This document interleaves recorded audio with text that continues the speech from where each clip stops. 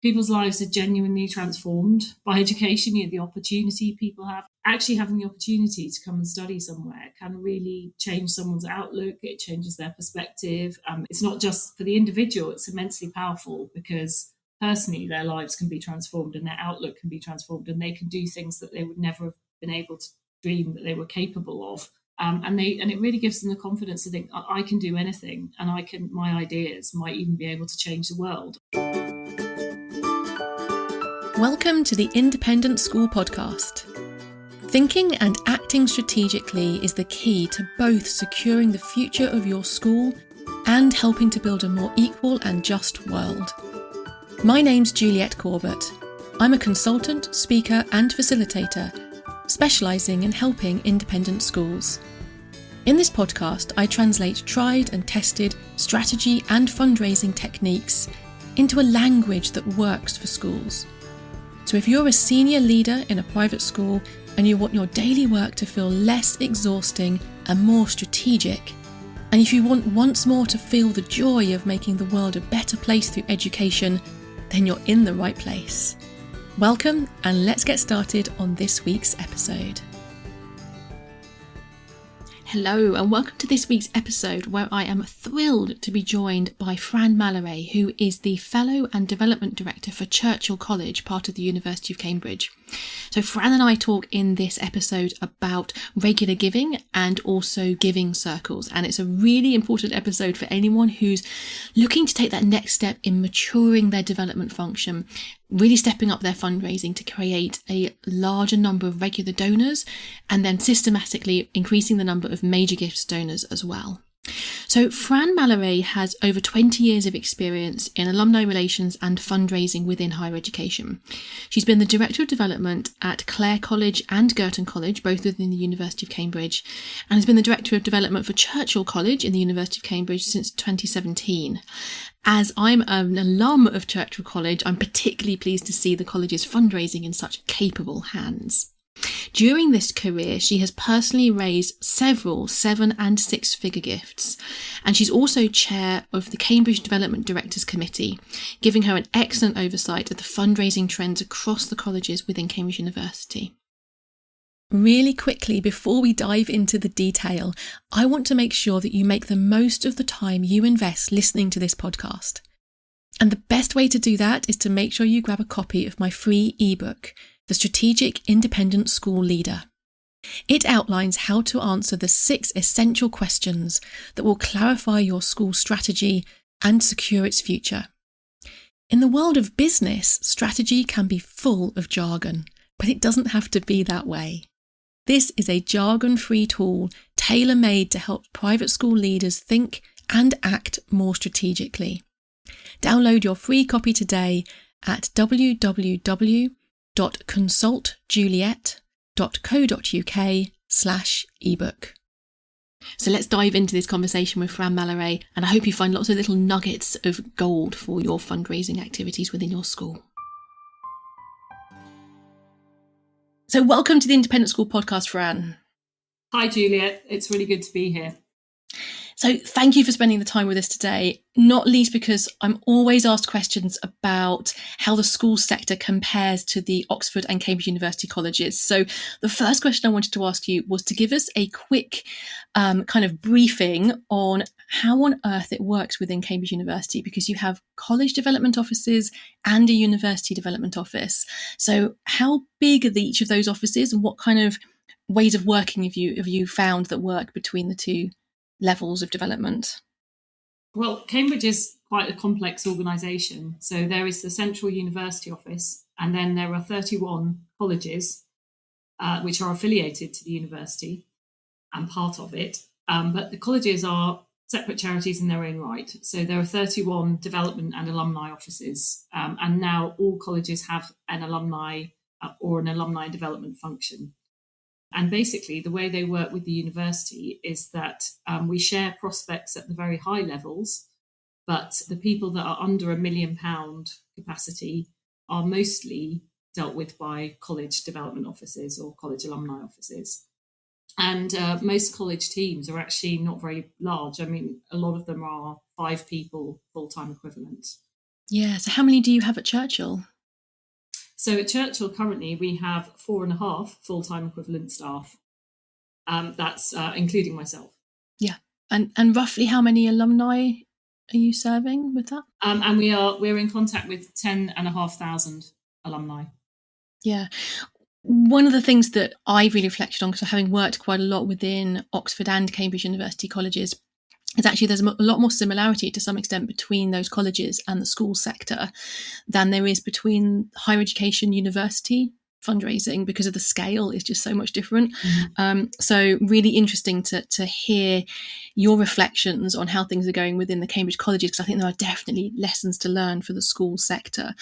And you're mid-campaign or just about to relaunch your Think Forward campaign, is that right?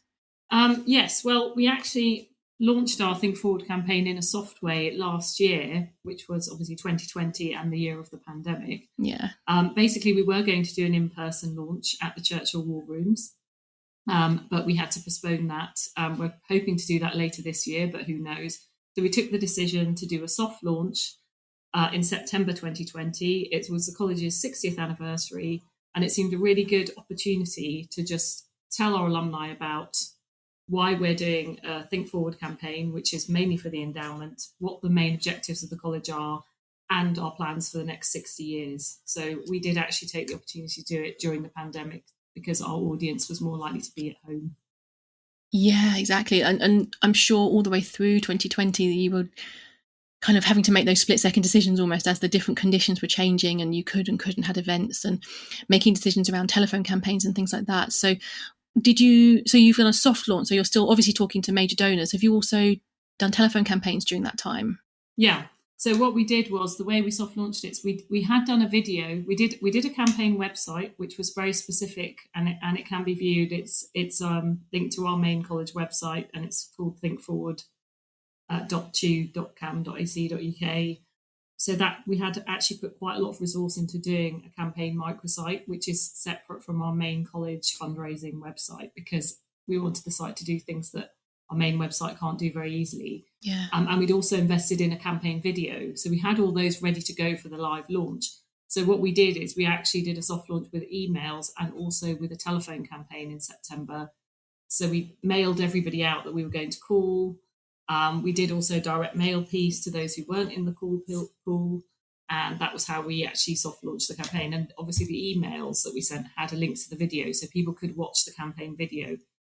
Because otherwise we would have had a problem of having a campaign video that risked being quite out of date by the time we actually used it. So having actually made that investment of doing a campaign video, we felt we really had to use it in the soft launch. Yeah, absolutely. In actual fact, I was on your Think Forward website just before this conversation, being an alum as well, having a quick look at what you're doing. And it's a really great example of a standalone campaign website. So I'll definitely link to that in the episode notes for people to have a look at if they're interested. Oh, great.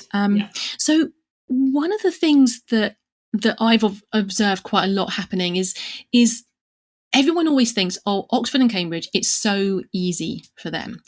And to some extent, the prospect pool that you have access to within those kind of prestigious universities, yes, it is somewhat different to many of the prospect pools that schools or universities are using in other places or have access to in other places. So yes, to some extent, there's an easy element.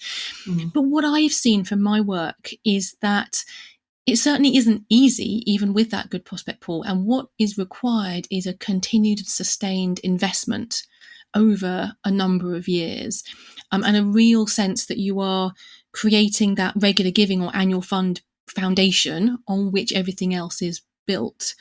I'd love to hear a little bit more about the telephone campaigns and the regular giving side of what you do. So I know you've built that up over the last few years, haven't you?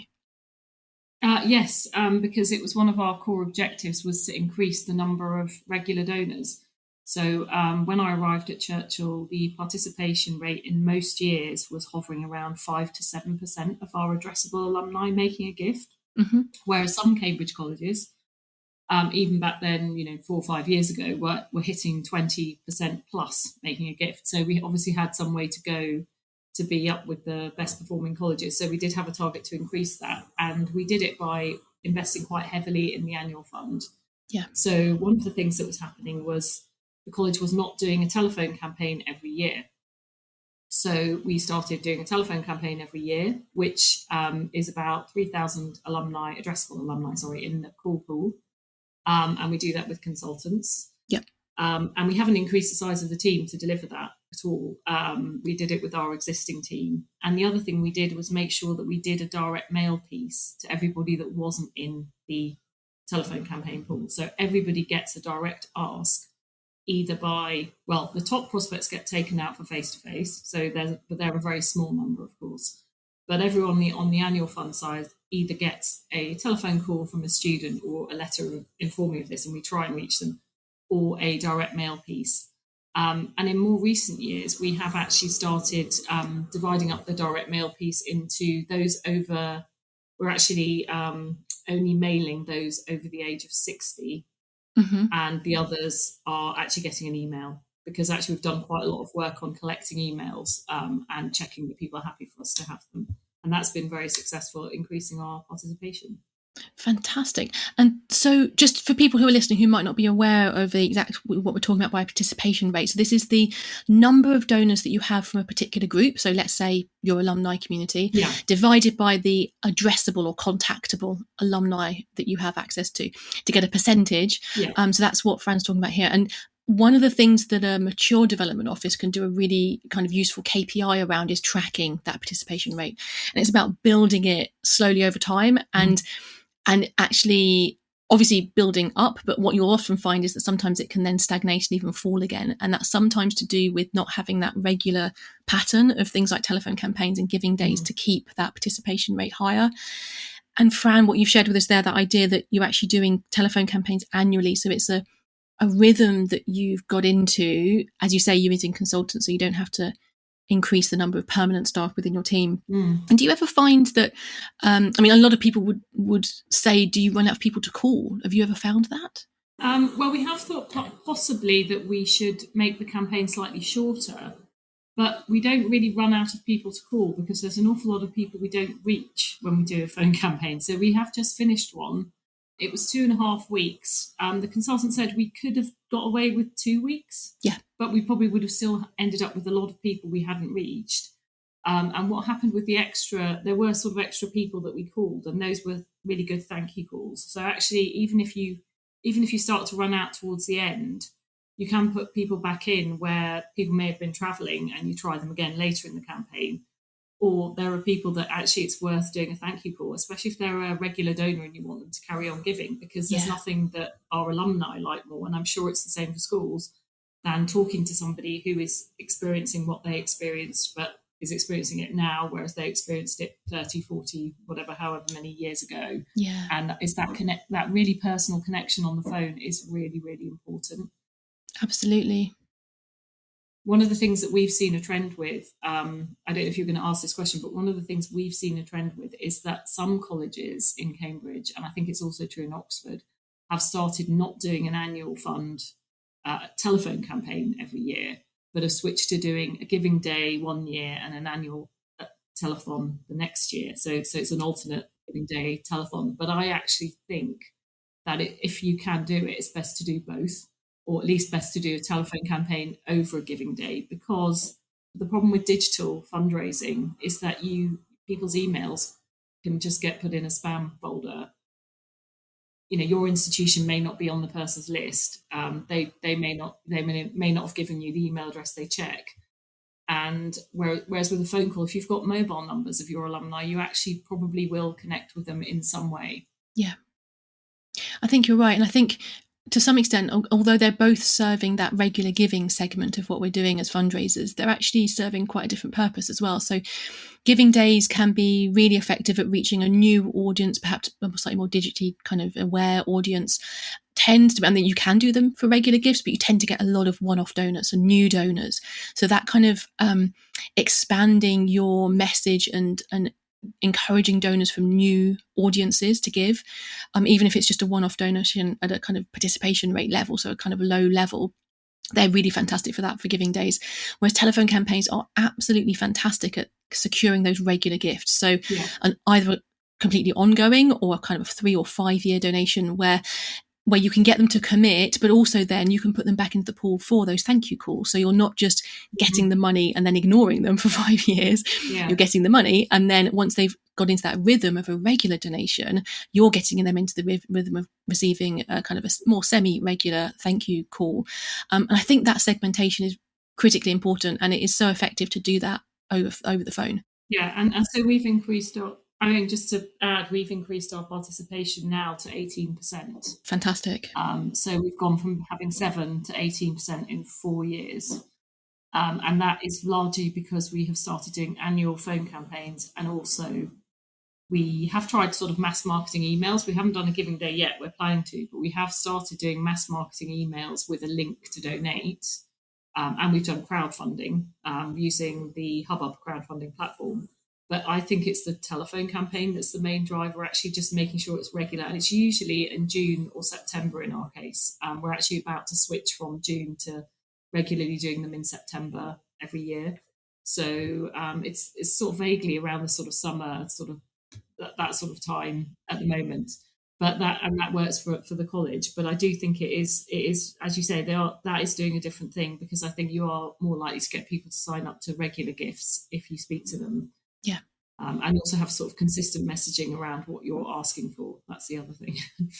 Yes, absolutely. So before diving into that, the campaign you've just kind of mopped up, how did that go?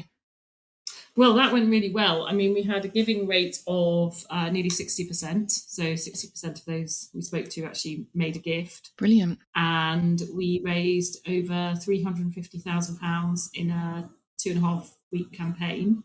And that's excluding the matching, because we did have a matching fund that a major donor had very generously offered if we got up to 80,000. So we've actually found that matching really works in getting the conversion from the non-donor to the donor. So we've, since 2019 particularly, we've really tried to make sure we've got a decent matching pot, which obviously requires the major gifts work and cultivation of a major donor. But actually it's well worth it, because it really is the thing that pushes people into giving, because they know that their gift, they're going to enable a challenge gift to be released, or the matching is going to happen one-to-one. Whichever way you decide to do it, it really makes a big difference to conversion of non-donors to donors. It does. And what I love about the kind of the matching gift strategy within telephone campaigns and giving days is that it's that strategy stacking. It's the fact that you would be wanting to focus on your major gifts anyway. This can't be the only thing you're doing. And so it forces you, actually, you create your own deadline. It forces you to get out there and be talking to people and talking to those major donors as well.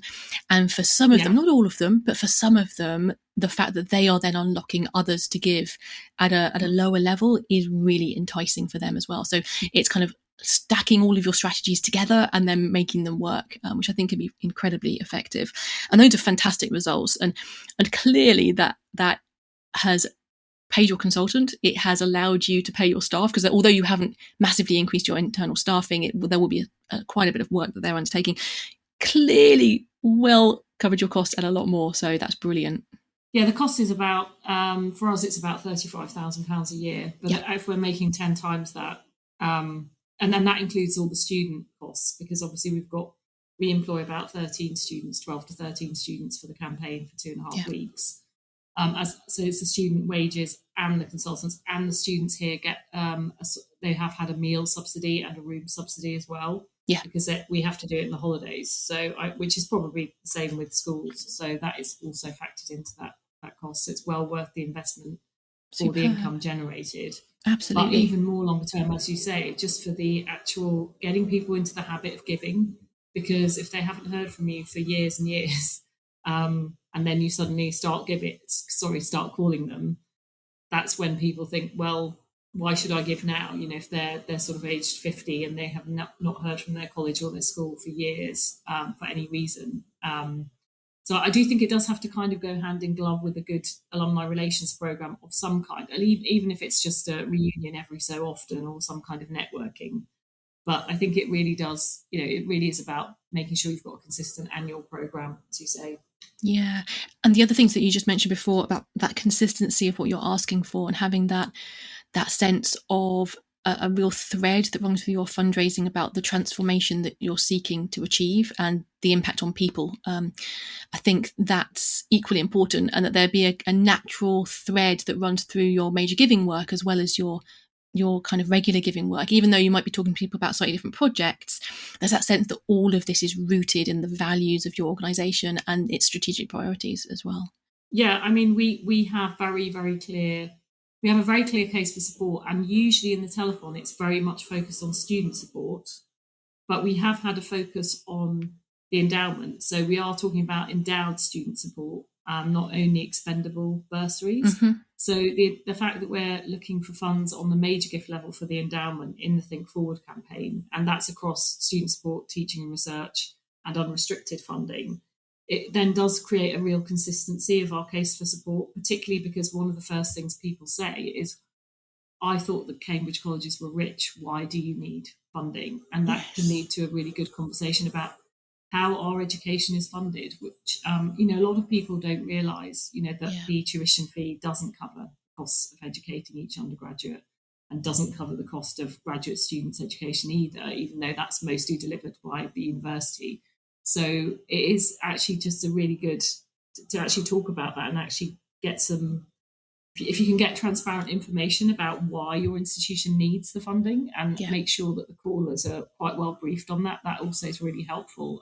And it tends to lessen the number of inquiries the office may get to follow up in detail about the finances as well. But, that's the consistency of our messaging, is that basically it's cost of educating an undergraduate here is about £20,000 a year. About £9,000 of that is borne by the college. The college only gets half the fee, so we get £4,500. The university gets the other £4,500, but it costs us £9,000. So we are subsidising every undergraduate by £4,500 a year, and we can really only do that through philanthropy or from other sources of income. And of course, with the pandemic, our conference income has just gone. So the college did used to have £1 to £2 million a year in conferencing income. But of course, with people not being able to stay here in the holidays or do conferencing because of travel restrictions, we are becoming more and more reliant on philanthropy. So cash donations given, but also the established donations through our endowment. So all the accumulated donations and the income generated through them. Yeah, absolutely. So that's the kind of case we're able to put forward, and we just have to keep repeating that in all our literature, which is what we tend to do whenever we have the chance. Yeah, completely. And I love the simplicity of the figures that you've shared. Yes, if you wanted to go into intense detail, people might need to know that it's not exactly around 9,000 or exactly around but actually what you need to get out there is a consistently clear message. And I think that having that and as the message giver, the kind of the team that's actually putting this message out there, it can feel quite boring to just repeat the same thing over and over again, but actually you have to repeat those messages consistently for them to be heard. And even if people are hearing them multiple times, that's why the consistency is critically important. And then combining that with the more kind of emotive, transformational message, which isn't rooted in financial figures and so on, and to kind of balancing the two. Once you get that consistency as well, and you understand what motivates your community to give and what transformation they're seeking to have with their philanthropy, that's when you start to get momentum across all of your fundraising, because you have that consistent message coming through. And some of that requires strategic decision making outside of the fundraising team. Yes, absolutely. And for there to be clarity from leadership about, okay, what are the financials around this? What is our strategic priority? Are we going to be focusing on, in a school's context, are we going to be focusing on bursaries or on capital projects, for example? Sure. That clarity has to come from high up as well as from within the fundraising team. Yeah, and I think it's not. I think that's right, and we are very fortunate that we have always, as a college, but I'm sure it's also true of schools, that bursaries and scholarships are a really important part of the what we're spending money on. So actually having the ability to give out bursaries which are coordinated through the Cambridge Bursary Scheme is really important here. And we've always been a college with a very diverse intake. So actually for our alumni, that really resonates, because their experience here at Churchill was transformative. A lot of our alumni went to backgrounds where they're the first person to go to university. And so they like that message about student support and why we need to keep fundraising for that is just really very powerful to them. And so that, coupled with the reasons why we have to fundraise for financial reasons, does seem to have worked as a consistent form of messaging in telethons and actually in major gifts as well. Yeah, absolutely. And I think within the school section, I'm guessing you're probably finding this within the college, Cambridge colleges as well, that some of those reasons that people want to give to bursaries, student support and so on have only strengthened due to COVID. So whereas some schools in the early days of the pandemic were very, very hesitant about making any real ask, I think most schools are now coming through that hesitancy because they've realised that actually, if you're rooting it, especially for bursaries, it's slightly easier with bursaries because it's easily rooted in social mobility, social justice, that sense of kind of trying to reduce the inequalities in society, and that for the people that is a motivating factor, that has only got stronger during the pandemic. If they're able to give, and not everyone is, but if they are, then I think we're finding that they are motivated to make that donation a little bit more urgently than perhaps in the past. Yeah, I do think so. I think the pandemic has really shown that it's how social inequality has really affected the outcomes of people educationally because it's so extreme during the pandemic. So people that have got access to technology and knowledge, they have been generally better off, and so it's kind of very disproportionate effect on the people with who are in more deprived backgrounds. So I think that everyone is really aware of that. And that's true of health outcomes as well as educational outcomes. And so, I think there are the people that are interested in that area and the transformative power of education, and they want people to have the opportunity that they had wherever they went to school or studied. That really resonates with them at the moment. Yeah. So I'd agree, it's a very powerful argument. So we've touched on regular giving, and we've touched on the importance of that case for support, and particularly kind of the student support bursary side of things becoming perhaps more resonating with people over the last year or so. I'd love to move on to thinking about how you encourage people to move on from a regular giving kind of level of donation, and how you use giving circles in particular to encourage and entice people to give a little bit more. I wondered if you could talk through what you do for all of your donors. So I think you have an annual garden party when we're allowed to have garden parties. And then about your giving circles, kind of working from the bottom up, if you like, how you encourage the people to give more. Yeah, so with our giving circles, basically we have, for everyone who gives anything, so sort of from £1 up, we invite them to it's actually a biennial garden party. So you don't have to do these events every year, especially if it's a small team. So yeah, every other year we have a garden party in the college that's hosted by the master. We have some talks, we have some tours, we have nice drinks and tea and all that kind of thing. So we do that, and we also list all the donors in our Churchill Review, which is like our annual report. Yes, it's like the college annual publication, reviews the year, and it comes out once a year. So we list all the donors in that as well, and that's what we do at the very base level. Then going up from that, we created very recently some new giving circles. So one of them is called the Oak Circle, and that is for people that give £10,000 a year. Sorry, £10,000 over 5 years or more. Mm-hmm. And the Oak Circle, basically, they get everything that the people get who give the basic level, but then they also get invited to an event every year hosted by the master, and that's in the college or in London. So we were trying to alternate between the college and London. So we did one in the college in 2019. But last year we had booked the Reform Club in London to do the next year, but unfortunately we had to cancel that one. So we're hoping to do it in September in the Reform Club this year. Yeah. And actually we found that the messaging, to actually publish our giving circles and say, look, if you give this much, and it's £2,000 a year for 5 years, effectively, you can go up to this level. And we have also found that people coming to the Oak Circle will then want to get to the next level. Mm-hmm. And that is benefactors, and that's £25,000. So that's called Benefactor Circle, and they get put on the benefactor board, which is outside the hall. So they actually get their names on this kind of donor board. Mm-hmm. And then up from that is £100,000, and that is the Master Circle. And that's a very much smaller dinner that we have in the college. And we usually at that one have a kind of renowned fellow. So we had David Spiegelhalter, who's been in the media a lot talking about the pandemic. We had him speaking in 2019 to that smaller group of donors that are £100,000 plus, and that's £100,000 plus over 5 years. Yeah. So we have got several different levels of Giving Circle, basically, and we do publicise them.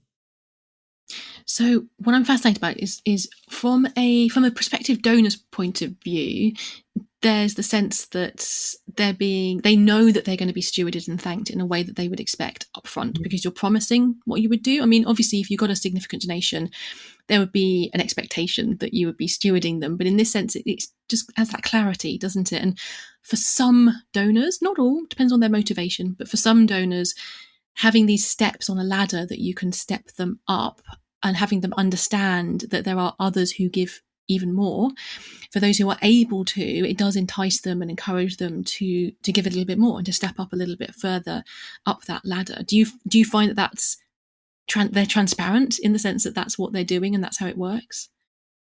Yeah, I think with some people it is. I think some people, they just have an idea of what they want to give in their mind and what they can afford to give and what they want to achieve. And that's the motivating factor. And it's kind of just nice to have the other things. But I have certainly had conversations with some donors who have said, to get an invitation to that dinner, my friend got invited to this special dinner. To get an invitation to that, how much do I need to give? And we have actually had a conversation about them increasing their giving to be invited to the Master Circle level, for example. And then also from then, actually, even we have got a higher level, which is the £1 million donor. We don't have that many of them. I'm not giving the wrong impression here, but we do have a few. And they have had the conversation as well of how to move from the 100,000 to the million, over a certain number of years, because they can see that's another level of stewardship, because then they get some different university stewardship as well. Yeah. But I do think that there are some people who will ask, if I give this amount over 5 years, which circle do I get into? What do I get invited to? And they do actually appreciate the fact that they get a more personal experience, because they really get to meet people like the master and the bursar, which otherwise, actually, in the donor garden party, because we have several hundred people coming, they probably wouldn't get to speak to them in person in the same way. So, and also they usually get to meet some students who they wouldn't meet otherwise as well. So there is that element. We actually have a whole different set of stewardship for bursary donors, because we also invite people that fund at least a bursary of £10,000 or endow it with more than that, because obviously it's much more to endow a bursary. We actually invite them to meet the students that receive the bursary. And that's also very powerful for some people, because they won't get that level of stewardship without giving at least £10,000. So again, that kind of more personal approach is what some people want. Yeah, absolutely. From their giving, and they want to feel that they've connected with the student in that way. And obviously the students aren't obliged to come. It's entirely voluntary, whether they come to the dinner. But, a lot of them do come, and they really enjoy meeting the donors. Yeah. And people give to people, and it's not just about the fundraiser and the donor having a relationship that builds trust. It's about understanding where that money is going and the impact that it's having on those lives. So that's fantastic. And I think as well, the other thing that I find really interesting about the Giving Circle model is that it really helps internally as well. So having a bit more of a structure. So you obviously need an authentically personal relationship with all of these donors. So if there's a particular thing that's not right for one person, then finding something else to replace it with may be appropriate. But at the same time, it sets up some systems, some sense of the layers of stewardship that you're layering on top of each other in a kind of a moves management process, but focusing on that stewardship phase. And it just means that you're much less likely to drop the ball. You're much less likely to kind of forget someone for a couple of years and then go back to them because you're gearing up for your next campaign. Obviously, that's not best practice anyway, but having structures like this just help to give a sense of you have a plan, your team has a plan, you know what's going to happen. And although you have to keep things personal and authentic, at least you have a structure around it. Have you found that in the office, in your team? Certainly have, yeah, because we have got, particularly with the Oak Circle, which is like the first more personal approach, because it's a 10,000 plus, other than the bursary one, that is. So the 10,000 over 5 years, we certainly found that it led to, it opened up all sorts of other possibilities, because at the dinner, the only dinner of that one we've actually had, in fact, because it's quite a new circle, the master was talking to one of the invitees, and who had actually given to a graduate housing project, so hadn't actually given to people, had given to a building project. And now, of course, it does benefit our graduate students. But she was talking to him about all the issues with student support and how our students need bursaries, and that we have a particular type of bursary here that's a top-up bursary from the Cambridge scheme. So it's an extra £2,000 for the people that whose parental income is under £25,000 a year. And this alumnus and donor was completely taken with this at this dinner, and actually said, well, I'd really like to encourage more people to give to that, and I'd like to give more to that myself. And as a result, he put up matching with some follow-up from me and the master. He's put up matching for the last 3 telethons of £30,000 each campaign. When other people give to that particular type of bursary, they're matching it up to £30,000. So that has led to all these other possibilities for other donors of matching, but also it has moved him and his wife into the master circle, which is our 100,000 plus, because added to their other gift, they'd gone over £100,000. Yeah. So I think these events really do, and they really do focus you, because you've got all the preparation you do for these events when you've got your major donors coming. It does mean that anyone involved in fundraising in the team, they are focused on what's the next step for this person. So our prospect researcher, and again, we're quite recent to having a prospect researcher, because I know probably a lot of people contract that out in smaller teams, but actually she's able to say, we talk through it and say, well, maybe the next step for this person is to move them up to the master circle, or if they're in the master circle, maybe we can talk to them about another few $100,000 over a certain number of years to actually get them up to the benefactor level. So all of these things, I think it does really focus the fundraiser's mind, because events kind of do focus your attention because you've got people coming back. And it obviously shows a willingness to engage. And from a team point of view, the reason that those events, those annual magazines, all that kind of thing, the reason they swamp your time and you don't focus on the things that are more important, perhaps in the major gifts area, is because they have deadlines. They have publicly obvious deadlines. So what you're doing in these giving circles and having this annual rhythm to the events and the activities you've got is you're publicly giving yourself deadlines, and therefore you know that you need to keep working on this and keep focusing back on that major gifts work. And although you can have all sorts of internal KPIs and accountability and so on, as soon as something is publicly external in terms of the target and having an event each year, for example, boy, does that focus the mind. It's much more likely to be focused on that activity. It really does. So we do, another thing we do, sorry, I didn't mention it because it's not a stewardship circle, but obviously it's a very important part of stewardship, is we do produce an annual report to donors. Yes, like an impact report. Yeah, like an impact report. And I think that's another thing that is really helpful, because we also find, although it's obviously it's really quite a lot of work, we're not that big a team, and it would be for anyone, but it could even be done in the form of an email or MailChimp set up sort of or digitally, that actually it's the fact that having those stories from students and sending it to all donors, we also again have had a lot of gifts prompted by our donors, especially during the pandemic, because of course we haven't been able to have any proper events in person. That has prompted a lot of major gifts because they've read something in the donor report and contacted us and said, oh, I want to give another £5,000 for student support because I've just read about so-and-so. Yeah. And that really made an impression on me. And I think that is also very important in terms of stewardship. Now, it doesn't have to be done as a separate publication, because I think obviously most institutions will do something that's published. It could always be done as part of another bigger publication. Yeah. But I think if there's something that goes to donors specifically, that can be quite powerful if people have the resources to do it. Absolutely. And I think what we're seeing more and more is that sense of the impact reporting going out specifically to donors, and there being a standard publication on the impact that goes out to all donors and would also be available on a website openly, but also something a little bit more tailored for major donors to give a sense of the impact of their particular donation, especially where it's a kind of a bursary focus, if it's possible to share either anonymised or non-anonymised information about how the pupil is doing. Absolutely. And again, that brings us back, interestingly, almost full circle. We were talking before about that consistency of messaging over the case for support. And I think it's about having that consistency of messaging over the impact as well. So feeding some of those stories through into your general publications and making sure that you're telling everybody about the impact that the donations are having is also really important. So we've talked a lot about almost like the mechanics of fundraising today, which I think is critically important, really, really, really helpful.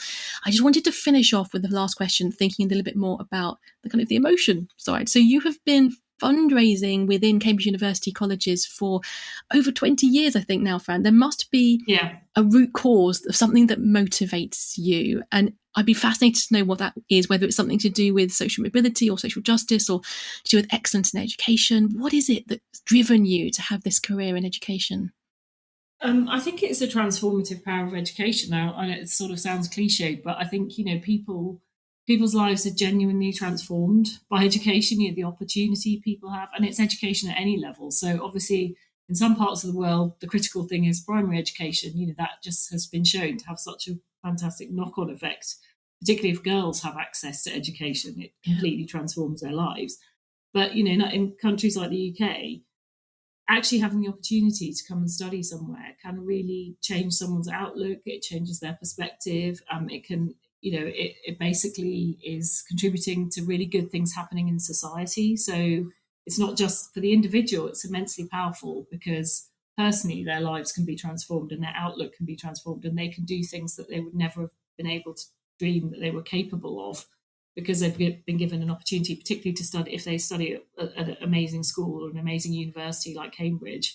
And it really gives them the confidence to think, I can do anything and my ideas might even be able to change the world. I mean, if you look at people who've worked on, for example, we've got some alumni who've worked on the Oxford AstraZeneca vaccine, and they've come from a comprehensive school where nobody in their family had been to university before, and now they're contributing to something that is actually really changing everyone's life for the better. So I think that's what really motivates me, is that these institutions are transforming the world, but they're also immensely transformative for individuals and their own capacity and to believe in themselves. And I think that's on a personal level, that really resonates with me because my parents were refugees from Chile. And the only reason my parents were able to get on really when they came here was because they already had a university education. I think with other friends that we had that were refugees, political refugees, they actually found it much more difficult when they didn't have an education behind them. And I think that's also true. I mean, you can see that through history because, even in Churchill, we had political refugees from the early days of the college. We had a master who was a refugee from Nazi Germany. And I think probably the fact they were very educated people helped them, that some people escape persecution or help them get out of a more difficult situation. So I think in that respect as well, education is really important for me personally, just because of my own personal experience of it. Fantastic. Thank you so much for sharing that with us. I think all of us have a core value or a core belief that roots us in the work that we do. And I think as fundraisers, that is really important that we allow that to shine through. So thank you for sharing that with us. Thank you so much for your time today, Fran. We have covered a whole gamut of subjects from regular giving, telephone campaigns, participation rates, through kind of consistency of case for support and what you're fundraising for and the impacts of the pandemic on that. And then finishing up with those giving circles, that conversation about how you move people up from those regular giving kind of levels up through the major gifts kind of levels. Thank you so much for sharing your thoughts with us, Fran. Really exciting to have you here with us. And thank you very much indeed for joining us. It's been a pleasure. Thank you very much, Juliet. Thanks for listening to the Independent School Podcast, the podcast that helps senior leaders in private schools to think and act more strategically, both because they want to secure the future of their school and because they want to help build a more equal and just world. You can listen in everywhere that podcasts are available. And if you want to catch up on previous episodes or follow any of the links that I've mentioned today, just head over to www.consultjuliet.co.uk/podcast.